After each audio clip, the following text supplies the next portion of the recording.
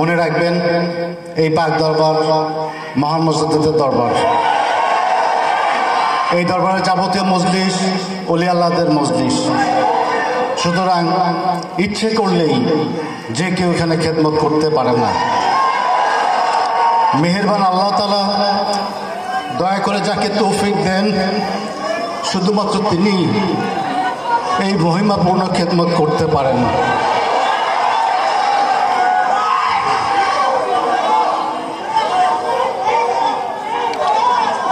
খেয়ালের সাথে যত বেশি আজিজি করতে থাকবেন আল্লাহ তাআলা তাকে দয়া করে তত বেশি খেদমতের তৌফিক ভিক্ষা দেবেন। সুতরাং সকলেই শুধুমাত্র মূল মকসুদের দিকে লক্ষ্য রেখে আদব, মহব্বত, বুদ্ধি, সাহস ও আজিজির সাথে চোখ কান খোলা অবস্থায় খেয়াল কালবে ডুবিয়ে আপন মুর্শিদ কেবলাকে সামনে রেখে খেদমত করতে থাকুন, তবেই কামিয়াব হতে পারবেন। আর এমন খেদমত বা গোলামি যাদের নসিব হয়েছে এবং হবে, নিশ্চয়ই তাদের বুলন্দ নসিব, আর তারা মহাভাগ্যবান।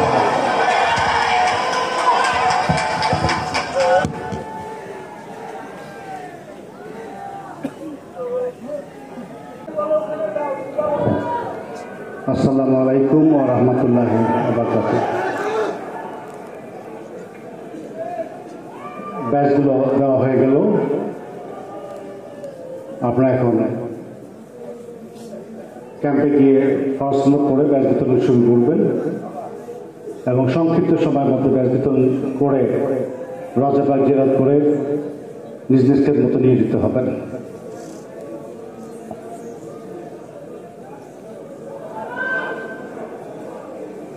একটা কথা সবসময় বলতে হয় যে আমাদের তরিকতের যে মূলনীতি, যে শিক্ষা, যে আদর্শ দয়াল বাবাজান আমাদেরকে দিয়ে গেছেন, শিখিয়ে গেছেন, আমাদের জন্য রেখে গেছেন, এই আদর্শের বাইরে আমাদের যাওয়া যাবে না। নামাজ নিয়মিত পড়তে হবে, শরীয়ত সম্মত জীবনযাপন করতে হবে এবং যাবতীয় গুনার কাছ থেকে সবসময় দূরে থাকতে হবে। আর খেদমতের বিষয়ে বলবো, সবসময় খেয়ালের সাথে থাকার চেষ্টা করবেন। কোনো অবস্থায়, যে কোনো অবস্থায়, যে কোনো পরিস্থিতিতে রাগ হওয়া যাবে না। মাথা ঠান্ডা রেখে প্রয়োজনীয় পদক্ষেপ গ্রহণ করতে হবে। মনে রাখবেন, রাগ হয়ে আমরা যেটাই করব সেটা ভুল সিদ্ধান্ত হতে পারে। আর আমরা যদি ঠান্ডা মাথায় থাকি, যে কোনো পরিস্থিতিতে রাগ না হয়ে উপস্থিত ক্ষেত্রে কি করণীয় সেইভাবে চিন্তা করি এবং আনসার প্রধান উপপ্রধানদের নির্দেশ অনুযায়ী আমরা নিজ নিজ খেদমত পালন করি এবং সর্বোপরি মুর্শিদের সাথে সংযোগ অবস্থায় যদি থাকি তবে আমরা খেদমত করতে পারবো।